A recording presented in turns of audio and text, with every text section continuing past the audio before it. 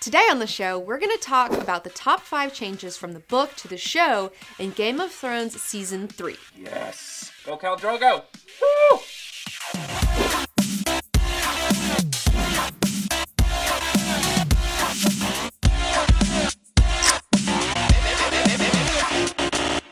Alright, Game of Thrones Season 3! It's time to do this thing! Alright, it's time to do this Red Bull. Time to get pumped! How you feel? Give me like 2 minutes. You're gonna need all the Red Bulls!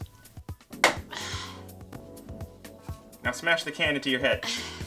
Ah! Alright, Season 3 is over. How did you feel about it? I really enjoyed Season 3 a whole lot. In fact, I think it may be the best season thus far. It's also based on my favorite book in the series, Storm of Swords. And I know everyone knows that the third book has been split into 2 seasons. And I'm really excited that they did that because it's really smart because there's so much good stuff that goes on in that book. Well, a lot of people were asking why Game of Thrones is so good. I have several theories as to why Game of Thrones is so hot right now, why it is caught on fire with the viewers. That Hansel's so hot right now. One of the reasons that I think Game of Thrones is so interesting is all of the social applications that it has to our society. The show is very much like a mirror of ourselves in a lot of ways. Westeros is going through this really massive change, and I feel like we're also going through a really massive change, and everyone's like, there's all this chaos and discordancy and everyone's vying for, I don't know, trying to get somewhere. And this season had Stannis. He was all in this season. Yeah. Great. Well, there's a lot of really great character moments this season, and I think that's because now that Westeros is fully entrenched in war, when shit hits the fan, kind of people are who they are. So this season, you're really seeing different sides of characters, which has been really, really interesting and a lot of fun. There's been a lot of really great character development and character arcs that I have very much appreciated watching unfolding. Okay, what's next? Here's my top 5 changes from the book to the show in Season 3. Number 1! The colorful characters from Dany's camp have been cut. I'm sad about it. What do you mean? Well, for starters, there's no strong Belwas, which I was really looking forward to, but hopefully maybe they'll introduce him later. Fingers crossed. Who's that? So, strong Belwas is this like really big fat eunuch guy with all these cuts on his bellies because he like used to be in these crazy fighter pits, and he's like a super badass fighter. And he's always slapping his belly and laughing at everyone, and he's one of Dany's bodyguards, and he is awesome and hilarious, and he plays a big part later on, and I'm hoping that he shows up because he has his own little weird part, but that's for later. You know, I feel the same way you do about fat ball walls. I was pissed that Khal Drogo is not coming back yet. Maybe he'll be there in the next part, so. Anyways, another colorful character that has been uncolorfuled is Dario Naharis. Dario Naharis, the whore who doesn't like whores. I like them very much. I just refuse to pay them. I was really excited about seeing him. Oh, that guy? I don't like that guy. I am not really into it either. Who is this sleazy sleazerson coming in, getting cock blocking? First of all, Jorah Mormont, how many cock blocks is he gonna get? I know, poor Jorah. He just needs to give up the ghost. When Khal Drogo comes back, he's gonna kick this Oreo Naharis' ass. All right. Let's keep going. In the books, Dario Naharis is a Tyroshi. He's not a white dude, first of all. He's a Tyroshi. And the Tyroshi people are very flamboyant. And it's stated in the books that he is flamboyant even for a Tyroshi, which is like saying something.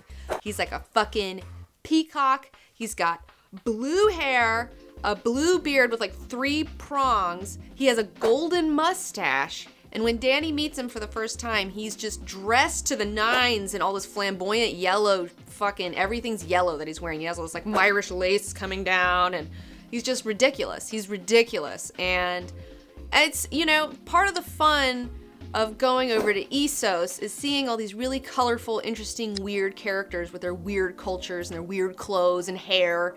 And they've really toned that down a whole lot, and I'm not sure why. They should have cut out Dario Naharis and put Fat Balwals in his place. Well, Fat Balwals may still be in it yet. Who knows? He may make an appearance later. And as for Daario, well, I guess we'll just have to agree to disagree on his look. He looks better in the book. Sorry, he does. Red alert! We have to get out of here now. Well, I am! I'm sorry! I wanted to see a really cool costume because I like costumes, and I didn't get to see one that I was really looking forward to. So, what do you want? Yeah, I'm pissed, okay? Pfft.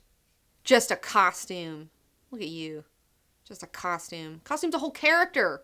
It's a whole character. Costume is not a whole character. The costume is a whole character, and they changed his character. They changed the character of Dario Naharis to somebody that I liked in the books to someone I feel like is sleazy in the show. That I'm like, ugh, don't fuck that guy. But in the books, you're like, yeah, you're gonna fuck that guy, you know? That guy in the show looks like he's got diseases, you know? So which one's better, the show or the book? The book, in this case, hands down. Number 2! Tyrion Lannister has a lot of changes. In the show, he seems like he's like really bummed about his dad not visiting him, and he's really bitter about it, and he's meh. And he also, like, you know, he just gets this cool scar across his face, and then Marjorie Tyrell even says to Sansa, like, oh, he's rather handsome, and he looks, you know, even more handsome with the scar, and they kind of make a joke about it. So? In the books, first of all, Tyrion is not as handsome, nearly as handsome as Peter Dinklage. Not at all. Peter Dinklage is the Brad Pitt of dwarves, like, hands down. Tyrion is supposed to have, like, one black eye, and one green eye, and his hair's, like, really thin, and, like, he looks like shit, you know? I mean, he's busted. He's not a cute guy. And in the battle, he gets his nose cut off. He doesn't just get a cool scar. He gets his fucking nose cut off. Cut off? Yeah, and the whole nose? The whole nose? He's noseless? Yeah, and he's really fucking bummed about it That because sounds pretty cool, actually. well, it's just really tragic because he's already this misshapen, ugly little man, and now his fucking nose is cut off, and he's like, well, fuck, like now I'm even more hideous. Thank God I'm even more hideous than I was before. And it's so tragic.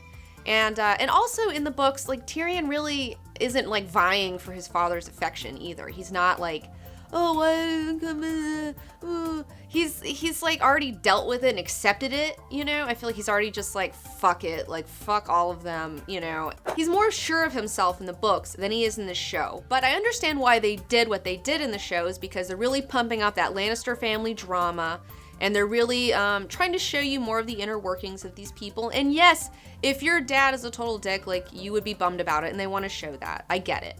And it's what they've done with it has been really good. But like I said, in the books, Tyrion is uglier and I think a little more rugged, a little more badass. And why do you think they didn't cut his nose off in the show? well, practical reasons, like effects reasons, like trying to like brush out his nose for a whole season or trying to give him some weird appliance. I mean, it's not practical. And plus too, they've definitely made Tyrion a lot more of a how do I put this delicately? They've made Tyrion more beautiful and given him a cool scar so he can be more of a hero to the audience. If they had a truly ugly little man who had his nose cut off, people may not root for him as much, maybe. I mean, because people are shallow. Maybe that's a reason. Yeah, remember that scene in the Conan the Barbarian movie? No. When they cut his nose off? No. You know, when Khal Drogo played Conan the Barbarian. Yeah. Well, I erased that movie from my brain, actually. I don't, remember almost anything from it. I remember it because Khal Drogo was playing Conan the Barbarian. Well, they should have had Khal Drogo just play Khal Drogo in a Khal Drogo movie, and I think it would have done a lot better than a Conan. Oh, are they? Are they making a Khal Drogo movie? I don't think so. I'm sorry. I didn't mean to get you excited. You're terrible. Number 3. Podrick's storyline is also a bit different. In the show, as you know, he is rewarded by Tyrion for saving his life in battle Have you ever been with a woman? Oh, my lord. Wonderful. by taking him to the whorehouse and getting him 3 sexy ladies. Jenna specializes in first timers. She's not bad the second time. And then later on, he finds out that the 3 sexy ladies did not take his sexy gold. And he's like, what the fuck, Podrick? And he's like, I don't know, I didn't want it. And then they all find out that Podrick is a ladies' man. Yeah. And he knows how to do stuff. You know, me and Podrick have a lot in common, if you know what I'm saying. Yeah. Anyways, moving... Do you know what I'm saying? Yeah. I think everyone knows what you're saying. Okay, good. Okay. In the books, Podrick is like 10, and there's no, like... It means that I'm really good with girls. Hey, this isn't about you, okay? It means that I'm really good with girls. He's so good with girls. All you ladies online, you should know. Okay, go ahead. Okay. So in the books, Podrick is like 10 years old or something. He's not nearly as old, and there's no horror storyline. So, yeah. But it's really, it's a really fun change because it's a really great way to have like some comedy relief. And I've really enjoyed that change from the book to the show. It's been a lot of fun. So which one was better? The show, right? Yes, the show. I enjoyed the show's version of Podrick's character much more. Remember that one hooker that could do a crab thing and she was like shrimping? Yeah, they were gonna do some shrimping later on. Maybe some queeps. Number 4. Go. Theon Greyjoy has a few changes from the book to the show. In the show, you see a season-long torture sequence. Oh man, that was really weird. Brutal. Yeah, in the books, there is a little bit of torture, but it's not shown to such great detail as it is in the show. You kind of just see him kind of more after the torture has been done on him, and where he's already broken and he is now Reek instead of Theon. And he also, like, you know, he has fingers cut off, toes cut off, teeth punched out. He looks 40 years older. His hair is, like, brittle. Like, he's just a shell of a person. And it's also implied in the books that his genitals have been cut off. But in the show, they go to the extra lengths to show you that really does happen. Ugh, I didn't watch that part where he got his sausage cut off. I turned away. You know, I think it's a really interesting decision for them to do this with Theon, and I think that they're doing it because it is a really great counterbalance point to all of the sexual violence that happens towards women on the show. You know, women are always being raped, and Roz was, like, killed, you know. I mean, there's all this, like, fucked up sexual violence. And so it's really nice and refreshing to see sexual violence towards a man. Nice and refreshing to see a torture scene where someone gets his sausage cut. What's wrong with you? I know. I mean, I'm sure a lot of people will be like, ugh, but... Foul. Okay. Foul-minded. So what's better, the book or the show? I think it's a toss-up. Number 5. Go. Robb's love life is very different.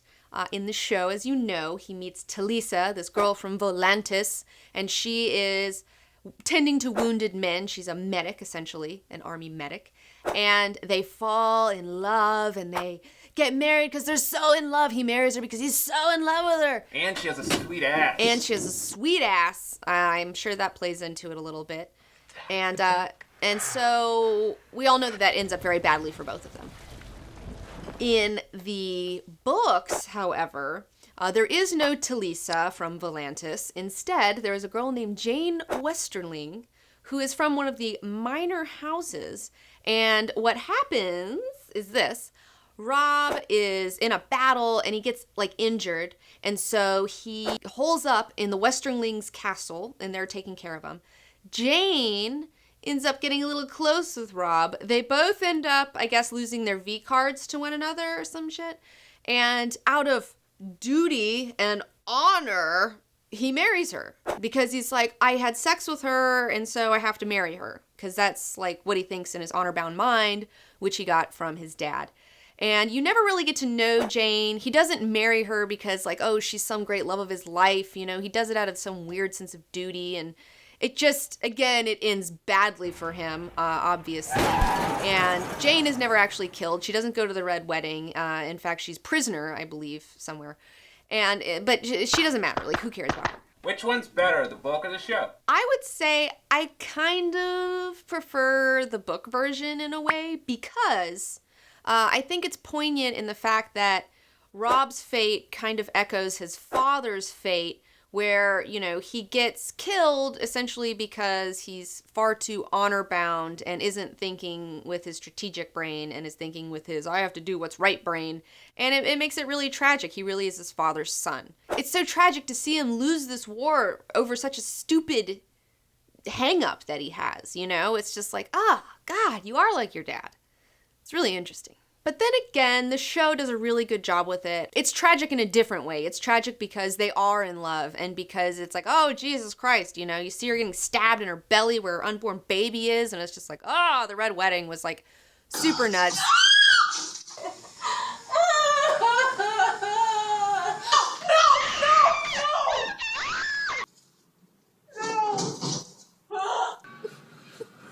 Holy shit. You guys knew about this? And I think they did a really good job with it. So, I mean, they're both really good, just in really different ways. So it's a tie. It's a tie. So that's it for our top changes from the book to the show for Game of Thrones Season 3. Be sure to thumbs up this video and also subscribe to my channel, like me on Facebook. Do the Baratheon video. Baratheon video. All caps. Oh my gosh.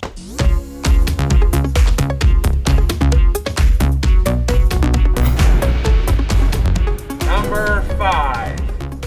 Sansa Stark's storyline is also different.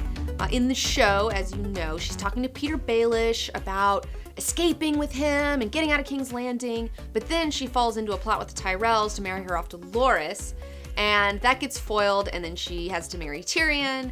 And she's like, fuck, why didn't I go with Peter? And she's like super sad at the end when she sees his little ship sailing away. And that was interesting. But in the books, it's a little different. In the books, Sansa is not talking to Peter Baelish about getting out of King's Landing. She's hatching a plan with Ser Dantos, the drunken knight fool that she saved from Joffrey. And he meets her in the God's Wood and he's telling her, I got this plan. I'm going to get you out of here, girl. Just hang in there with me. And she's like, I don't know if I trust him completely because he's kind of retarded and a drunk. But she's going along with it until she falls into a plot with the Tyrells to marry Willis, the heir to Highgarden, who isn't Loras, but he's not in the show, so whatever. And then, again, it gets foiled by the Lannisters and she has to marry Tyrion. Now, I can't really talk about it completely because it's going to play into next season. But the Ser Dantos storyline is really, really interesting, and it's a lot smarter, in my opinion, instead of having just Peter Baelish talk to her, because Peter Baelish is a really smart motherfucker, okay? And do you think that Peter Baelish in broad daylight in King's Landing, a place full of spies, would go to idiot Sansa Stark and try to outline a plot with her? Like, he would never be that dumb to talk to fucking stupid Sansa about anything. And it's far cooler what happens in the books and how things transpire that I can't really talk about.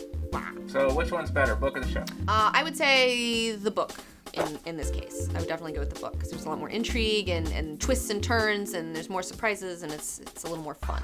I really don't know what they're going to do with her story next season. I don't know how things are going to happen. I don't want to say anything. Sansa. Yeah, poor Sansa. She's such a dope. Stupid dope. Oh yeah, and in the books, Loras is a part of the Kingsguard. So that whole thing where Loras is supposed to marry Cersei or he'll have to be a Kingsguard member, that's bullshit. Loras already goes in the Kingsguard because he doesn't want to get married and he's not the heir to Highgarden as it is. So that's also a minor. Sansa. Sansa. Everyone's favorite Stark.